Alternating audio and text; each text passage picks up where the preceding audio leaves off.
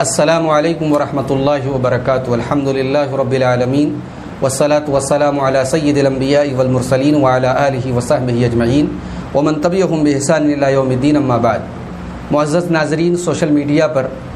کئی بھائیوں کے سوالات آتے ہیں کہ غسل کا صحیح طریقہ کیا ہے۔ غسل کے تعلق سے بہت سارے لوگ بڑی کنفیوژن کے شکار ہیں، تو آج کی اس گفتگو میں ہم چاہتے ہیں کہ غسل کے طریقہ کے تعلق سے جو صحیح بات ہے، جو قرآن و سنت سے ثابت ہے، وہ باتیں آپ کے سامنے رکھی جائیں۔ سب سے پہلی بات تو یہ آپ یاد رکھیں کہ ایک ہوتا ہے غسل کا مکمل طریقہ، جو نبی صلی اللہ علیہ وسلم کا جو طریقہ تھا، جو آپ کی سنت تھی، وہ طریقہ پرفیکٹ ہے، وہ اس کو کہتے ہیں الغسل الکامل، مکمل غسل ہے۔ اور ایک ہوتا ہے الغسل المجزی، کہ ہو جائے گا، یعنی آپ کا غسل ہو جائے گا لیکن وہ اللہ کے نبی کے طریقے پر نہیں ہوگا۔ اگر کوئی آدمی مکمل اپنے بدن کو پاک ہونے کی نیت سے، ناپاکی سے پاک ہونے کی نیت سے، طہارت کی نیت سے پانی کے اندر بھگو دے اور ساتھ میں کلی کر لے اور ناک میں پانی جو ہے اندر کھینچ لے، یہ تین کام کر لے نیت کے ساتھ، تو اس کا غسل ہو جائے گا۔ لیکن مکمل اور بہتر اور افضل یہ ہے کہ اللہ کے نبی صلی اللہ علیہ وسلم نے جو طریقہ بتایا ہے اس طریقے کے مطابق غسل کیا جائے۔ اب آپ کا طریقہ کیا تھا غسل کرنے کا؟ جو اماں عائشہ رضی اللہ تعالیٰ عنہا نے متفق علیہ حدیث، صحیح بخاری حدیث نمبر 248 اور صحیح مسلم حدیث نمبر 316 کے اندر جو طریقہ بیان کیا ہے وہ یہ ہے کہ آدمی طہارت کی نیت سے، پاک ہونے کی نیت سے غسل کرے، اور سب سے پہلے اپنی دونوں ہاتھوں کی ہتھیلیوں کو دھلے، اس کے بعد اپنی شرمگاہ کو صاف کرے، اگر بدن میں کہیں گندگی وغیرہ لگی ہے، مزی یا منی وغیرہ لگی ہے، اس کو صاف کرے، اور اس کے بعد آدمی مکمل جو وضو نماز کے لیے کرتا ہے وہ وضو کرے، پھر اپنے سر پر پانی ڈالے 3 مرتبہ، اور اس کے بعد اپنے باقی بدن کو دھو لے۔ باقی بدن کو دھونے میں پہلے داہنی طرف کے اعضاء کو دھوئے، پھر بائیں طرف کے اعضاء کو دھوئے، باقی پورے بدن کو دھو لے، تو اس طریقے سے انسان کا مکمل غسل ہو جائے گا۔ یہاں ایک بات یاد رکھیں کہ ایک ہوتا ہے غسل جنابت، جو آدمی ناپاک ہو گیا، اس کو نائٹ فال ہو گیا یا بیوی سے آدمی نے ملاقات کیا ہے، اب اس کے اوپر غسل واجب ہے، اس غسل کو کہا جاتا ہے غسل جنابت۔ اور ایک ہوتا ہے نارمل، آدمی کو گرمی لگ رہی ہے، ٹھنڈک حاصل کرنے کے لیے آدمی نے غسل کیا، وہ بھی غسل ہے۔ یا اسی طریقے سے جمعہ کے دن آدمی، جو اللہ کے رسول صلی اللہ علیہ وسلم کا حکم ہے کہ جمعہ کے دن غسل کیا جائے، اس حکم کی تعمیل میں آدمی جمعہ کے دن غسل کرتا ہے، وہ بھی غسل ہے۔ ان سارے غسل کا طریقہ سیم ہے، الگ الگ نہیں ہے، سب سارے غسل کا طریقہ ایک ہے۔ مگر ایک بات آپ یاد رکھیں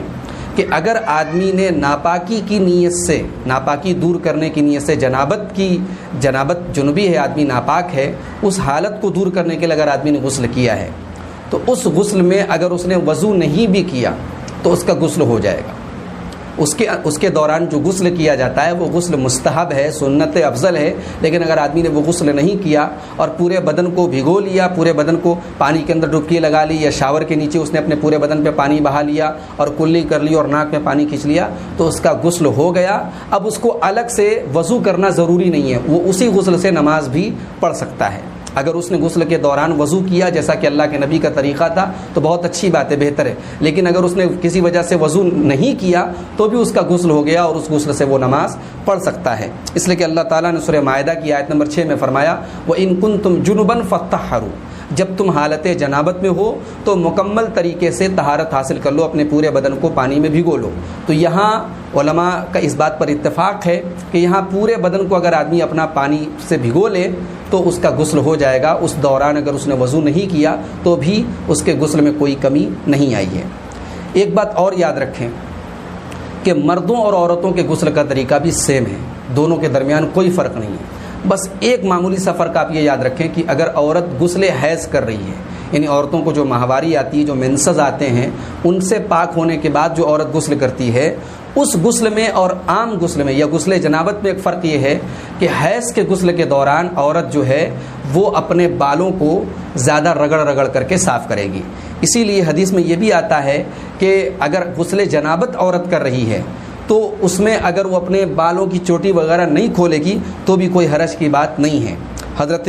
ام سلمہ رضی اللہ تعالیٰ عنہ کہتی ہیں، اور یہ حدیث آپ کو مسلم شریف کے اندر 330 نمبر کے اندر ملے گی، وہ کہتی ہیں کہ میں نے کہا کہ اللہ کے رسول انی امرأۃ اشد ظفر رأسی، میں ایک ایسی عورت ہوں کہ میں اپنے بالوں کا جوڑا باندھتی ہوں، اپنے بالوں کو باندھتی ہوں، افانقضہ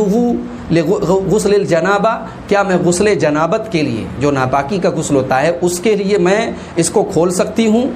اس کو کھولنا ضروری ہے؟ تو اللہ کے رسول صلی اللہ علیہ وسلم فرمایا کہ لا، ضروری نہیں ہے۔ انما یکفیکی ان تحثی علی رأسکی ثلاث حثیات، تمہارے لیے اتنا کافی ہے کہ تم اپنے سر پر 3 چلو پانی ڈالو، ثم تفیدین علیک الماء، اور پھر اپنے اوپر پانی بہا لو، فتطہرین، تم پاک ہو جاؤ۔ تو حیض کے غسل میں عورت کا بال کھولنا ضروری ہے اور بال کو قاعدے سے رگڑ رگڑ کر کے صاف کرنا ضروری ہے۔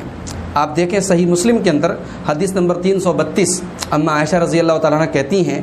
کہ ایک انصاری صحابیہ جن کا نام اسما تھا، حضرت اسما رضی اللہ تعالیٰ عنہ، وہ اللہ کے نبی کے پاس آئیں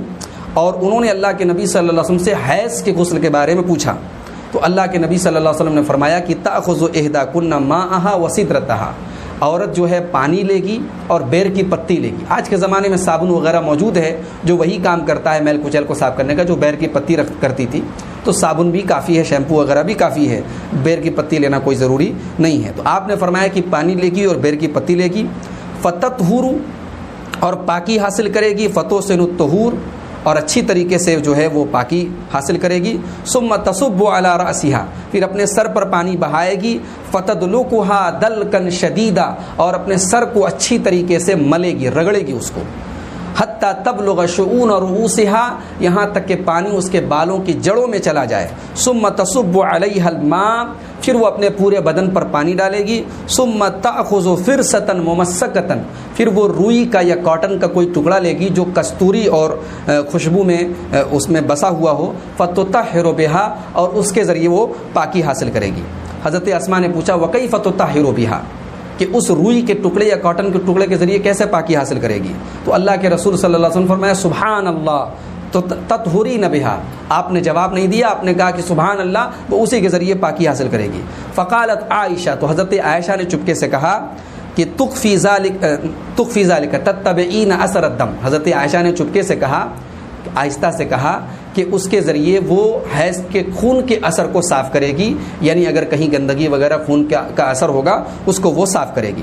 اس کے بعد حضرت اسماء رضی اللہ تعالیٰ عنہ نے غسل جنابت کے بارے میں آپ صلی اللہ علیہ وسلم سے پوچھا، تو اللہ کے رسول نے فرمایا تأخذ ماء، پانی لے گی، فتطہر، اور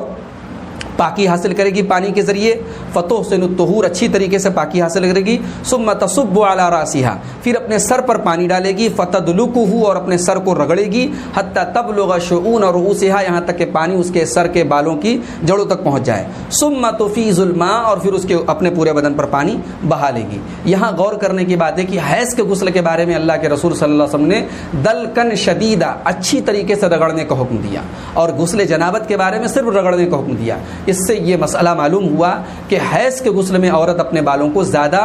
جو ہے توجہ کے ساتھ اور بہت قاعدے سے اس کو رگڑ رگڑ کے صاف کرے گی۔ اگر اس کے جوڑے اور یا چوٹی وغیرہ بندھی ہو تو اس کو کھول کر کے، مکمل بالوں کو کھول کر کے غسل کرے گی۔ اس کے بعد اماں عائشہ کہتی ہیں نعم النساء نساء الانصار، انصار کی عورتیں کتنی اچھی ہیں، لم یکن یمنعہن الحیاء ان یتفقہن فی الدین، کہ دین کی سمجھ حاصل کرنے کے سلسلے میں وہ شرماتی نہیں تھی، شرم ان کے آڑے نہیں آتی تھی۔ تو یہ غسل کا طریقہ ہے، حیض کے غسل کا طریقہ، اور جو غسل کا طریقہ میں نے بیان کیا وہ جنابت کے غسل کا طریقہ ہے، اور وہ مردوں اور عورتوں دونوں کے لیے سیم ہے۔ یہاں ایک مسئلہ اور یاد رکھیں کہ غسل کے شروع میں بسم اللہ پڑھنا جو ہے یہ مستحب ہے، ضروری اور یا واجب نہیں ہے، بسم اللہ کر کے جو ہے غسل کیا جائے تو یہ زیادہ بہتر ہے۔ اور آخری بات یہ یاد رکھیں کہ غسل کے دوران جو ہے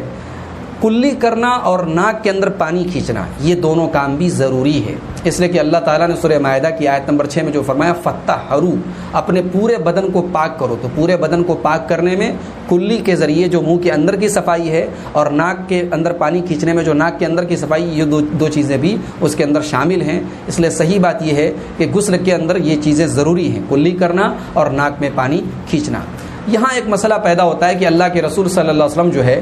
غسل کے شروع میں آپ شرمگاہ وغیرہ صاف کرنے کے بعد آپ وضو کرتے تھے، اگر وضو کے دوران، غسل کے دوران اگر آدمی کا ہاتھ شرمگاہ سے ٹچ کر جائے تو کیا اس کو دوبارہ وضو کرنا پڑے گا؟ تو دیکھیے اس سلسلے میں علماء کے درمیان اختلاف ہے، اس لیے کہ اس کے بارے میں 2 طریقے کی حدیثیں آئی ہیں۔ آئیے پہلے وہ دونوں حدیثیں پڑھ لیتے ہیں۔ ابو داؤد حدیث نمبر 181، حضرت بصرہ بنت صفوان کہتی ہیں کہ اللہ کے رسول صلی اللہ علیہ وسلم نے فرمایا من مس ذکرہ فلیتوضا، جو اپنے شرمگاہ کو چھو لے، ٹچ کر لے، اس کو وضو کرنا چاہیے، یعنی اس کے اوپر وضو واجب ہو گیا۔ دوسری طرف یہ بھی حدیث صحیح ہے، دوسری طرف حضرت طلق بن علی کی ایک روایت ہے جسے امام نسائی اپنی سنن کے اندر لائیں، حدیث نمبر 165، اور اسی طریقے سے ابو داؤد کے اندر بھی 182 نمبر کے اندر وہ موجود ہے، مسند احمد کے اندر بھی وہ حدیث ہے کہ اللہ کے رسول صلی اللہ علیہ وسلم سے پوچھا گیا کہ اگر کوئی آدمی اپنی شرمگاہ کو چھو لے تو کیا اسے وضو کرنا پڑے گا؟ آپ نے فرمایا کہ انما ہوا بضعۃ منک، وہ تو تمہارے بدن کا ایک ٹکڑا ہے، یعنی اس کو چھونے سے تمہیں وضو کرنے کی ضرورت نہیں ہے۔ تو یہ دونوں حدیثیں جو ہیں بظاہر کنٹراڈکٹری لگ رہی ہیں، ایک دوسرے سے متعارض لگ رہی ہیں، ٹکرا رہی ہیں۔ تو ان دونوں حدیثوں کے درمیان تطبیق دیتے ہوئے علماء نے یہ لکھا ہے کہ اگر آدمی اپنی شرمگاہ کو نارمل جیسے پورے باڈی کو کہیں بھی ہاتھ لگاتا ہے، اگر اس طریقے سے ٹچ کرتا ہے تو وضو نہیں ٹوٹے گا، لیکن اگر آدمی شہوت کے ساتھ، یعنی شہوت کے ساتھ، خواہش کے ساتھ اگر آدمی اپنی شرمگاہ کو ٹچ کرتا ہے تو اس موقع پر وضو ٹوٹ جائے گا۔ تو یہاں غسل کے دوران اگر آدمی صابن وغیرہ لگا اگر اس کا ہاتھ ٹچ کر گیا شرمگاہ سے، تو ظاہر سی بات ہے یہاں شہوت کا تو کوئی سوال ہی نہیں پیدا ہوتا، تو اس سے وضو نہیں ٹوٹتا ہے، اس میں کوئی حرج کی بات نہیں۔ جو آدمی نے شروع میں وضو کیا تھا اسی وضو کے ساتھ وہ برقرار رہے گا۔ لیکن چونکہ اس مسئلے میں اختلاف ہے، اس لیے بہتر یہ ہے اور احتیاط کا تقاضا یہ ہے کہ آدمی جب شروع میں شرمگاہ کو صاف کر لے اور پھر وضو کر لے تو باقی غسل کے دوران اپنے ہاتھ کو وہ شرمگاہ کے سے ٹچ کرنے سے بچے۔ اور یہاں یہ بات بھی یاد رکھیں کہ جب ہم شرمگاہ کہتے ہیں تو بہت سارے لوگ سمجھتے ہیں کہ ناف سے لے کر کے گھٹنے تک کا جو پورا حصہ یہ شرمگاہ، جی نہیں، یہ سطر ہے، اس کو ڈھانکنا ضروری ہے، لیکن شرمگاہ سے مراد انسان کے پیشاب اور پاخانے کا راستہ ہے۔ تو اس کو جو ہے پیشاب کا جو راستہ ہے انسان کا، جس کو عربی میں ذکر بولا جاتا ہے، اس کو ٹچ کرنے سے وضو ٹوٹنے نہ ٹوٹنے کا مسئلہ ہے۔ اگر ناف کے نیچے کا حصہ یا گھٹنے کے اوپر کا حصہ اگر آدمی وہاں ٹچ کر گیا تو کوئی حرج کی بات نہیں ہے۔ تو آدمی اپنی شرمگاہ کو ڈائریکٹ ٹچ کرنے سے بچے تاکہ اس کو وضو دوبارہ ریپیٹ نہ کرنا پڑے۔ حالانکہ وضو دوبارہ کرنے کی ضرورت نہیں ہے، لیکن چونکہ اس مسئلے میں اختلاف ہے اس لیے بہتر ہے کہ جب آدمی نے وضو کر لیا ہے تو اپنے ہاتھ کو شرمگاہ تک نہ لے کر کے جائے۔ ایک آخری بات آپ یہ بھی یاد رکھیں محترم ناظرین کہ جب ہم غسل کرتے ہیں تو غسل کے دوران ہمارے بدن کے اندر ایک بال کے برابر بھی جگہ جو ہے وہ سوکھی نہیں رہنی چاہیے۔ اسی لیے خاص طور سے جب ہم شاور وغیرہ کے نیچے جب ہم جو ہے غسل کر رہے ہوں، نل کے نیچے غسل کر رہے ہوں، تو ہم اپنے پیٹھ کو اور اسی طریقے سے پیچھے جو پاخانے کا راستہ ہے اور جہاں جہاں بھی ہمیں یہ اندیشہ ہے کہ وہاں تک پانی نہیں پہنچتا ہے، ان تمام جگہوں پر ہمیں بہت جو ہے اس بارے میں محتاط رہنا چاہیے، اس لیے کہ اگر ایک بال کے برابر بھی جو ہے اگر جگہ باقی رہے گی تو آپ کا غسل مکمل نہیں ہوگا۔ اس لیے کہ اللہ کے نبی صلی اللہ علیہ وسلم نے مکمل بدن کو پانی میں بھگونے کا اور مکمل بدن پہ پانی ڈالنے کا حکم دیا ہے، اور قرآن کی جو آیت فتحروا اس کا بھی تقاضا یہی ہے۔ تو یہ غسل کے تعلق سے چند اہم باتیں تھیں۔ اگر اس تعلق سے کچھ آپ کے اور سوالات ہوں گے تو آپ یوٹیوب پر کمنٹ میں آپ پوچھ سکتے ہیں یا مجھ سے ڈائریکٹ جو ہے واٹس ایپ وغیرہ پر رابطہ کر سکتے ہیں۔ انشاءاللہ ہم کسی اور ویڈیو میں ان سوالوں کا جواب بھی آپ کے سامنے رکھیں گے۔ اللہ تعالی ہم سب کو صحیح طریقے سے سارے احکام اور سارے کام کرنے کی توفیق عطا فرمائے، سنت پر عمل کی توفیق عطا فرمائے۔ اللہ تعالی ہماری عبادات کو قبول فرمائے، آمین۔ وآخر دعوانا ان الحمد للہ رب العالمین، والسلام علیکم۔